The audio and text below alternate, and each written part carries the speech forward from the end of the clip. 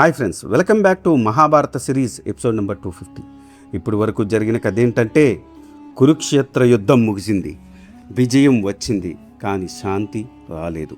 ఒక తల్లి తన 100 మంది కుమారులను కోల్పోయింది. ఆమె పేరు గాంధారి.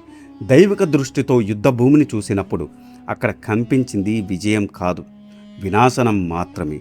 అభిమన్యుడు, కర్ణుడు వీరుల శరీరాలపై అమ్మల విలపాలు, భార్యల కన్నీళ్లు. ఈ వినాశనానికి కారణం ఎవరు? ధర్మమా లేక దైవమా? అప్పుడు ఆమె ఎదుట నిలబడ్డాడు సాక్షాత్తు శ్రీకృష్ణుడు. అమ్మ కోపం శాపంగా మారింది. ఒక శాపం యాదవ వంశాన్ని నాశనం చేసింది. 36 సంవత్సరాల తర్వాత కృష్ణుడి సొంత వంశం కూడా అదే విధంగా ముగిసింది. ఇది కేవలం యుద్ధం కథ కాదు, ఇది విజయం వెనుక దాగి ఉన్న నిజం. విజయం గెలిచిన జీవితం ఓడిపోయిన కథ.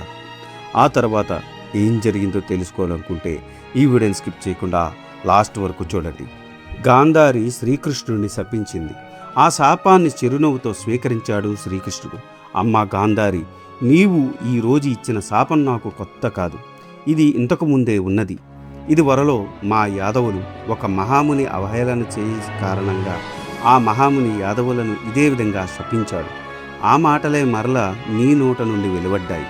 ఎందుకంటే యాదవులకు ఎవరి చేతిలోనూ చావు లేదు, అందుకే వారు ఒకరినొకరు కొట్టుకొని చావాలి. దానికి నీ శాపం ఉపకరిస్తుంది అని పలికాడు శ్రీకృష్ణుడు. ఆ మాటలు విని పాండవులు కంపించిపోయారు. శ్రీకృష్ణుడే లేనప్పుడు తాము జీవించి వృధా అనుకొని తమ తమ జీవితం మీద ఆశ వదులుకున్నారు పాండవులు. అప్పుడు శ్రీకృష్ణుడు గాంధారిని చూసి, అమ్మా ఇంకలే, చనిపోయిన వారికి దహన క్రియలు జరిపించాలి అని పలికాడు. గాంధారి పైకి లేచింది. గాంధారిని పట్టుకుని నడిపిస్తూ శ్రీకృష్ణుడు ఆమెతో ఇలా అన్నాడు, అమ్మా, నీ కుమారులు సుయోధనుడు, దుశ్శాసనుడు చేసిన దుర్మార్గపు పనులు నీకు తెలియవా? నీ కుమారుని దుర్మార్గంలో నేను కానీ, భీష్ముడు కానీ, ద్రోణుడు కానీ, బాహులుడు కానీ, కడకు నీ భర్త ధృతరాష్ట్రుడు కానీ మాన్పలేకపోయామమ్మా కాదా? వారి దుర్నయము వల్ల కాదటమ్మా ఇంతటి చేటు దాపరించినది. దీనికి నన్ను నిందించి ప్రయోజనం ఏముంటుందమ్మా? కాబట్టి ఇంకనైనా నీకు శోకం వద్దు. ఇలా శోకిస్తూ ఉంటే నీ శోకం రెండింతలు అవుతుంది. నీవు వీరమాతవు, మహావీరులను నీ పుత్రులుగా పొందావు. వారి మరణముకు శోకించడం తగదు అని అన్నాడు కృష్ణుడు. ఆ మాటలతో గాంధారి చింతించడం మానుకుంది. అప్పుడు ధృతరాష్ట్రుడు ధర్మరాజును చూసి, కుమారా, ఇరుపక్షంలోని సైన్యములు లెక్కలేనని నీకు తెలుసు కదా. ఇరుపక్షముల సైన్యములకు ఎంతమంది మరణించారో చెప్పగలవా అని అడిగాడు.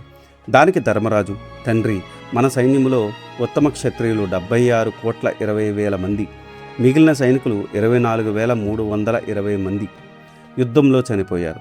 వీరందరూ యుద్ధంలో చనిపోయారు కాబట్టి వీరస్వర్గం అలంకరించారు. కానీ కొంతమంది యుద్ధంలో గాయపడి బయటపడి పారిపోయారు. వారందరూ గుహేకలోకానికి వెళతారు. కానీ యుద్ధంలో ఏ విధంగా మరణించినా నరలోకమునకు మాత్రం వెళ్ళరు అని అన్నాడు ధర్మరాజు. ధర్మజ, యుద్ధంలో చనిపోయిన వారిలో అనాథులైన వారు ఉన్నారు కదా, వారికి అగ్నికార్యం చేయడం తప్పులేదు కదా అని అడిగాడు. మహారాజా, ఈ యుద్ధమే ఒక మహాయజ్ఞము. ఆ మహాయజ్ఞములో వీరందరూ ఆహుతి అయ్యారు కాబట్టి వీరందరూ అగ్నికార్యములకు అర్హులే. కాకపోతే వీరిలో చాలామంది అనాథులు ఉన్నారు. వారందరికీ కూడా మనము అగ్నికార్యం నెరవేర్చి వారికి ఉత్తమ లోకములు కలిగేటట్టు చేద్దాము అని పలికాడు.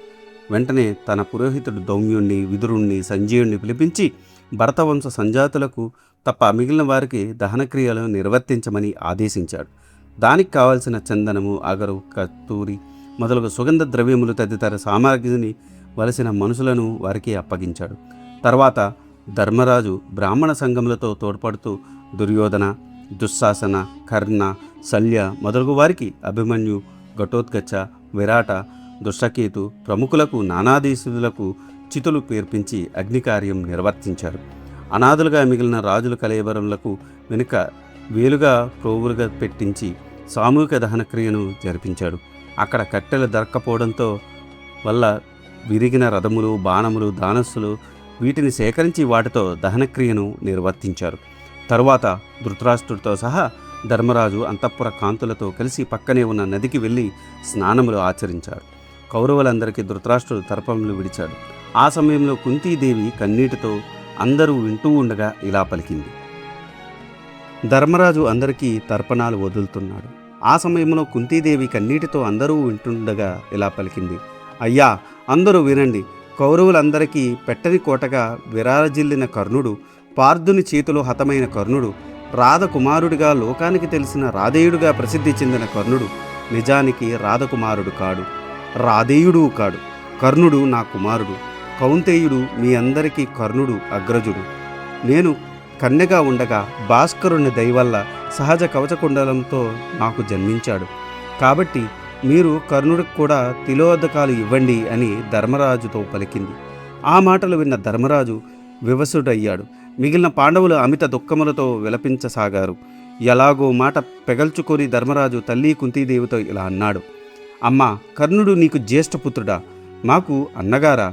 అన్న విషయం కొంగున నిప్పు కట్టుకున్నట్టు ఎలా దాచిపెట్టావమ్మా? ఈ లోకంలో ఒక అర్జునుడు తప్ప కర్ణుని ఎదిరించే నిలవగల వీరుడు ఎవరున్నారు చెప్పు. అమ్మా అమ్మా, కర్ణుడు తొలిచూలగా ఎందుకు కన్నావమ్మా?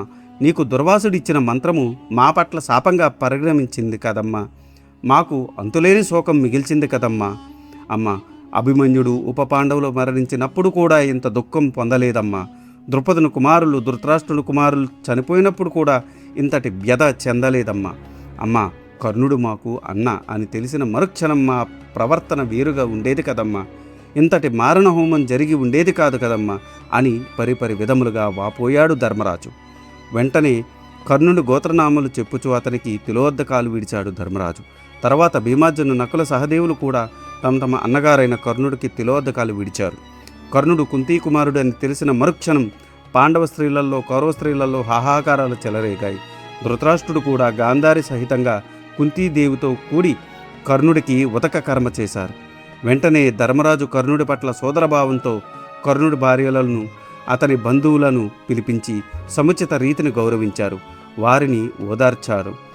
వారిలో కర్ణుడికి ఉత్తమలోక ప్రాప్తి కొరకు అనేక దాన ధర్మాలు చేయించారు. తరువాత బంధుమిత్రులతో గంగానది దాటి అక్కడ లెక్కలేని దాన ధర్మాలు ఆచరించాడు. ఇది ఈనాటి వీడియో. ఆ తర్వాత ఏం జరిగిందో తెలుసుకోవాలనుకుంటే మీరు నా నెక్స్ట్ వీడియో కోసం వెయిట్ చేయాల్సిందే. దానికన్నా ముందు నాదొక చిన్న రిక్వెస్ట్. నేను చేసే ఈ మహాభారత సిరీస్ వ్యాస భారతం నుండి కవిత్రయం అంటే నన్నయ్య గారు, తిక్కన గారు, ఎర్రాప్రగడ గారు తెలుగులోకి అనువదించారు. అదే ఈ మహాభారతాన్ని నేను మీకు యథాతథంగా అందించాలనే సదుద్దేశంతో ఈ వీడియోలు చేస్తున్నాను. ఏ జనరేటెడ్ ఇమేజెస్తో వీడియోస్ చేయడం కొంచెం కష్టతరమైన విషయం అయినప్పటికీ మన సనాతన ధర్మంలో ఉన్న మంచిని చెప్పాలనే ఉద్దేశంతో పూర్తి కథని ఈ వీడియోల రూపంలో అందించడం జరుగుతుంది.